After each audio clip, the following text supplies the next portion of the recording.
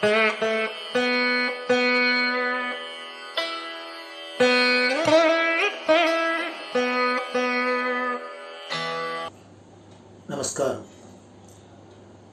நாத பிரம்மத்தின் மூலிமா குருவோட பெருமையை நாம் வாரம் பார்த்துன்னு வரோம் குருவாரத்தில். இதில் குரு அவரோட கடமைகள் என்ன, அவரோட பெருமை என்ன, சிஷ்யனோட கடமைகள் என்ன, இப்படிங்கிறதெல்லாம் பல விதத்தில் பார்த்துன்னு வரும். அதில் பல குருமார்களோட பெருமைகளை பார்த்துன்னு வரும். அதில் உபனிஷத் சொல்லக்கூடிய சில கதைகள்லாம் பார்த்துன்னு வரும். அதில் இன்றைக்கி நாம் பார்க்க போகிறது ஒரு சுவாரஸ்யமான கதை.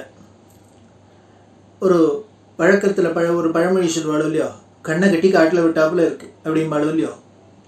அது என்ன கண்ணை கட்டி காட்டில் விடுறது அப்படின்னா, இதுக்கு என்ன அப்படின்னா, இதை ஒரு உபனிஷத் சாந்தோக்கிய உபனிஷத் கதையாக சொல்லியிருக்கு.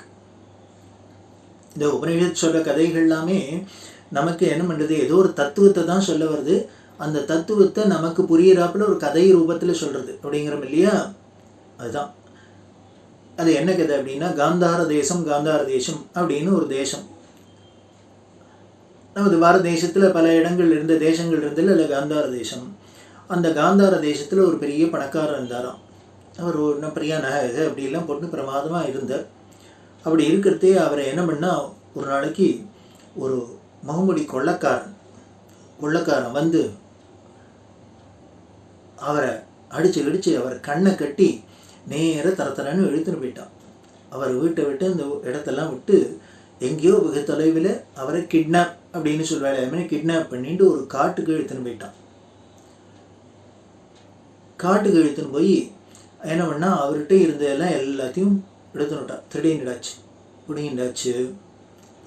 இப்போது வெறுமன ஆளை விட்டுட்டு அந்த ஆள் தப்பிச்சு ஓடி போயிட்டான். இதுதான் கண்ணை கட்டி காட்டில் விட்டது அப்படின்னு. இவன் பாவம் பாட்டு வீட்டில் இருந்தவரை வந்து கிட்னாப் பண்ணிட்டு கண்ணையும் கட்டி எங்கே போகிறோம், அழிச்சுன்னு போகிறோம், எப்படி போகிறோன்னு தெரியக்கூடாது. அதனால் கண்ணை கட்டி இவரை காட்டில் போய் அவர்கிட்ட இருந்த எல்லாத்தையும் கொள்ளையடிச்சுண்டு இவரை நடுக்காட்டில் விட்டுட்டு போயிட்டான் அதோகதின்னு. இப்போது ஊரில் பணக்காரராக இருந்தவர், நாட்டில் பணக்காரராக இருந்தவர், இப்போ காட்டில் பாப்பர் ஆகிட்டார், ஏழை ஆகிட்டார். தான் எல்லாத்தையும் தான் கொள்ளையடிச்சுன்னு போயிடுத்து. இப்போ திரும்பி வீட்டுக்கு போகலாம் அப்படின்னா, நாட்டுக்கு போகலாம், நாடுக்கு போய் வீட்டுக்கு போகணும் அப்படின்னா கண்ணை கட்டி இருக்கு, கையை கட்டி இருக்கு, இவருக்கு வழி தெரியல, திக்கு திசை தெரியல. அதனால் காட்டில் நாலா பக்கமும் இவர் காட்டில் இருக்கோங்கிறதே கண்ணை திறந்தானே தெரியும், எங்கே இருக்கோன்னே தான் தெரியாது. ஓன்னு அலறினார். யாரானு என் கட்டெல்லாம் அவுத்து விட மாட்டேடா, எனக்கு வழிகாட்ட மாட்டேடா, வீட்டுக்கு போகிறதுக்கு, வீடு போய் சேர வழிகாமிங்கோ அப்படின்னு அலறினார். இப்படி 4 திசையும் பார்த்து இவர் சுற்றி அலறத்தை பார்த்தோன்னே அங்கே என்ன பண்ணார், ஒரு வழிப்போக்கர் ஒருத்தர் வந்தார். அந்த வழிப்போக்கர் வந்தவர் இவர் அலறத்தை பார்த்துட்டு கிட்டக்க வந்தார். என்னப்பா ஏதுன்னு சொன்னார். இவர் கதையெல்லாம் சொன்னேன். நான் பாட்டுக்கு வீட்டில் இருந்தேன், சந்தோஷமாக இருந்தேன். என்னை யாரோ ஒரு திருடம் வந்து எனக்கு எடுத்துன கண்ணை கட்டி இங்கே அழிச்சுன்னு வந்து எங்கிட்ட இருந்த எல்லாம் கொள்ளையடிச்சுன்னு போயிட்டேன். நான் இப்போ ஒன்றும் இல்லாத நெருக்கதியாக இருக்கேன் அப்படின்னு அழுதா. உடனே அவர் கட்டெல்லாம் அவுத்து விட்டார். கட்டை அவுத்து விட்டு கை கட்டெல்லாம் அவுத்து விட்டால் அப்புறம் தான் பார்த்தா ஒரே அடர்ந்த காட்டில் இருக்கும். சரி, இப்போ வீட்டுக்கு போகணும், நாட்டுக்கு போய் வீட்டுக்கு போகணும் அப்படின்னா எங்கே இருக்கும், திக்கு திசை தெரியல, புரியல. அவன் கேட்டான். உடனே அவர் என்ன பண்ணார், கவலைப்படாத, நான் வழி சொல்கிறேன் அப்படின்னு சொல்லிவிட்டு, இப்போ நேராக வலது பக்கமாக போகணும். நீ இத்தனை தூரம் போனோடனே அதுக்கப்புறம் இடது பக்கமாக திரும்ப, அங்கேருந்து இத்தனை தூரம் போனோடனே திருப்பி நேராக போ, இப்படிலாம் வழி சொன்னார். இப்படிலாம் சொன்னீங்கன்னா உன் நாடு வந்துடும், உன் காந்தார தேசம் வந்துடும். அதுக்கப்புறம் நீ அங்கே என்ன பண்ணு, அங்கே இருக்கிறவாள்லாம் வழி கேட்டுட்டு நீங்கள் எத்தாப்பில் யாரை பார்க்குறீங்க அவளை வழி கேட்டுட்டு உன் வீடு எங்கோ அங்கே போய் சேரு அப்படின்னு அவர் கைட் பண்ணினா எனக்கு ரொம்ப சந்தோஷம். நான் வாட்டிக்கு இப்படி திக்கு தெரியாத காட்டில் கண்ணை கட்டி காட்டில் விட்டு இப்படி கிடந்தேன், வீட்டுக்கு போகிறதுக்கு வழி தெரியாத. நல்ல வேளை நீங்கள் எத்தாப்பில் ஒருத்தர் வந்தேன், நீங்கள் யார் என்னன்னு கூட எனக்கு தெரியல, ஆனால் உங்களுக்கு பெரிய நமஸ்காரம் பண்ணிக்கிறேன், இப்படி ஒரு உபகாரம் பண்ணியிருக்கள் நான் வீடு போய் சேர்றதுக்கு அப்படின்னு நன்றி பெருக்கோடு அவருக்கு நமஸ்காரம் பண்ணினா. அவர் நல்லபடியாக போய் யதாஸ்தானத்துக்கு போயிட்டு வா அப்படின்னுட்டு அவர் வழி போயிட்டார். அதுக்கப்புறம் அவர் சொன்ன அந்த வழியை வச்சுட்டு அவர் சொல்லியிருக்காரு, இன்ஸ்ட்ரக்ஷன்லாம் கொடுத்துருக்காரு. இத்தனை கிலோமீட்டருக்கு நேராக போ, அதுக்கப்புறம் லெஃப்டில் திரும்ப, ரைட்டில் திரும்ப, அதுக்கப்புறம் இத்தனை தூரம் நட, அதுக்கப்புறம் போ அப்படின்லாம் எல்லாம் சொல்லியிருக்காரு. அவர் சொன்ன அந்த இன்ஸ்ட்ரக்ஷனை ஃபாலோ பண்ணிட்டு இந்த ஆள் என்ன பண்ணார், வர வர ஸ்டெப் பை ஸ்டெப் வர வர வர அவர் சொன்னதெல்லாம் பர்ஃபெக்டாக இருந்தது. அவர் முதல்ல ஒரு 3 கிலோமீட்டர் நீ நேராக ஸ்ட்ரெயிட்டாக நடந்து போ, எங்கேயும் திரும்பாத அப்படின்னு சொன்னான்னா அதே மாதிரி 3 கிலோமீட்டர் திரும்பினா கரெக்டாக இருந்தது. அதுக்கப்புறம் இடது பக்கமாக திரும்பிண்டு அதுக்கப்புறம் ஒரு 1.5 கிலோமீட்டர் போ, இப்படிலாம் அவர் சொன்ன இன்ஸ்ட்ரக்ஷன் படி பார்த்தா டான்னு எல்லாம் வந்தது. வந்தால் ஒரு வழியாக நாட்டை கண்டுபிடிச்சார். காட்டை தாண்டி நாட்டை கண்டுபிடிச்சார். நாட்டை கண்டுபிடிச்சிட்டு அதுக்கப்புறம் எப்படி போகணும், கிழக்கு பக்கமாக போகணுமா வழக்கு பக்கமாகனா எங்கே இருக்குது அப்படின்னு வீடு தெரியணுமே. அதுக்கப்புறம் அங்கே இதாப்பில் பார்த்த வாழ்க்கெல்லாம் சொல்லி கொஞ்சம் கொஞ்சமாக இவர் கேட்டுட்டு ஒரு வழியாக யதாஸ்தானத்துக்கு வீட்டுக்கு வந்தான். வீட்டுக்கு வந்தால் அப்போ தான் நிம்மதி. இப்போ என்ன ஆச்சுன்னு எல்லாத்தையும் கொல்ல போனது இவனுக்கு பெருசாக தோணலை. ஒரு பெரிய ஆபத்து வந்தது. நாம் பாட்டுக்கு வீட்டில் சௌக்கியமாக இருந்தவனை, ஆனந்தமாக இருந்தவனை எவனோ கடத்திட்டு போய் நம்மளை இருக்கிறதெல்லாம் நம்மள்கிட்ட இருந்தது எடுத்துட்டு கொள்ளையடிச்சுட்டு நம்மளை நெருக்கதியாக விட்டான். இப்படி யாரோ ஒரு வழிபோக்கர் வந்து நமக்கு வழி காமிச்சு நம்மளை திருப்பி கொண்டு வீட்டில் சேர்த்துட்டார். நம்ம யதாஸ்தானத்துக்கு வந்துட்டு அப்படின்னொன்னு இப்போ தான் அவருக்கு அப்படி ஒரு ஆனந்தமாக இருந்தது. அந்த ஆனந்தம் எப்படி இருந்தது, சாமான்லாம் திருட்டு போனது கூட இப்போது அவனுக்கு துக்கமாக படலை. ஒரு வழியாக இடத்துக்கு வந்துட்டுமே, நம்ம இடத்துக்கு வந்து நம்ம செட்டில் ஆகிட்டோமே அப்படின்னு அவனுக்கு சந்தோஷமாக இருந்ததுதான். இதைத்தான் இந்த உபனிஷத் கதையாக சொல்கிறது. இதுக்கு என்ன அப்படின்னா தாத்பரியம் வேறு ஒன்றும் இல்லை. இது ஏதோ ஒரு கதை மாதிரி தெரியுது வழிய இது கதை இல்லை. நம்ம எல்லாருக்கும் வாழ்க்கையில் இருக்கிற நம்மளோட நிலைமை தான் சொல்கிறது உபனிஷத் வேதாந்த கதையாக.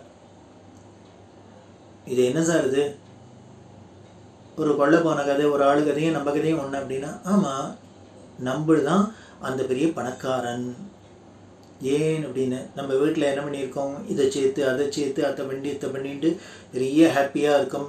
இந்த சாமான் வாங்கினா சந்தோஷம், அந்த சாமான் வாங்கினா சந்தோஷம் அப்படின்லாம் விழுந்து சம்பாதிச்சு ஓடி சாமான்கள்லாம் சேர்த்து அதை இந்திரியங்களால் அனுபவிச்சு ஆனந்தம் அப்படின்னு சந்தோஷமாக இருக்கோம் இல்லையா.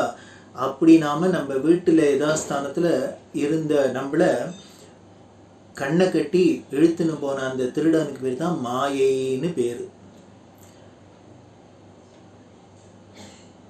அப்படி மாயைங்கிற நம்ம அந்த திருடன் வந்து என்ன பண்ணான், நம்மளை கண்ணை கட்டினான்னா என்னென்ன, ஞானம்ங்கிற அறிவுங்கிற கண்ணை கட்டிட்டோம். நாம் இப்படி எல்லாரும் இப்படியே இந்த உழண்டு இருந்தால் இதை நாம் என்ன பண்ணுறோம், அக்ஞானின்னு தானே சொல்கிறோம். அப்போ ஞானம் இல்லைன்னு அர்த்தமாயிடுத்து, அக்ஞானி அப்படின்னு சொல்கிறோம். அதனால் அக்ஞானம்ங்கிற துணியை போட்டு நம்ம கண்ணை கட்டி, நம்ம அறிவுங்கிற கண்ணை கட்டி எங்கே இழுத்துன்னு போய் எந்த காட்டில் விட்டுருக்குங்கிற சம்சாரம்ங்கிற பெரிய காடு. இந்த சம்சாரத்தை காடாவும் தானே சொல்கிறா. காமாதி ஷட்வர்க்க காடாந்தகாரதலி பாமரனாகித பாதகனோ நாம்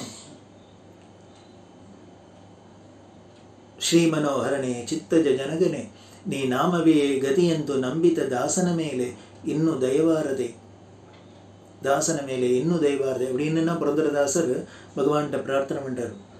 1-2 மரங்களாக இங்கே வண்டி கிடக்கு. காமம், குரோதம், லோபம், மோகம், மதம், மாத்சரியம் அப்படின்னு 6 விதமான காடெல்லாம் மண்டி கிடக்கிற காடாந்த காரதலி பாமரனாகிட்ட பாதன், வழி தெரியாத தவிக்கிற பாமரனாக இருக்கேன். அப்படி நான் தவிக்கிற என்ன நீ தான் காப்பாற்றணும்னு சொல்கிற இல்லையா. அப்படி இந்த சம்சாரங்கிற பெரிய காட்டில் இந்த மாயைங்கிறத என்ன பண்ணிட்டு, மாயைங்கிற திருடன் நம்மளோட அறிவு கண்ணை கட்டி கொண்டு இங்கே விட்டுட்டு எதை திருடின்னு போச்சுங்கிறது, நம்மள்கிட்ட இருந்த சந்தோஷத்தை ஆனந்தத்தெல்லாம் திருடின்னு போயிடுத்து. இந்த சம்சாரத்தில் வந்தால் நம்ம என்ன பண்ணுறோம், எப்போ பாரு இருக்குங்கிறது சந்தோஷத்தை விட இல்லை இல்லை இல்லை ஏதானும் துக்கப்பட்டுன்னு தான் இருக்கும், குறைப்பட்டுன்னு தான் இருக்கும். அப்படி இருக்கிறதுனால நம்ம ஆனந்தத்தெல்லாம் திருடின்னு போயிடுத்து, சந்தோஷத்தை திருடின்னு போய் நம்மளை நெருக்கதியாக விட்டுட்டு அந்த திருடனான மாயை எங்கே இருக்குதுன்னு தெரியல.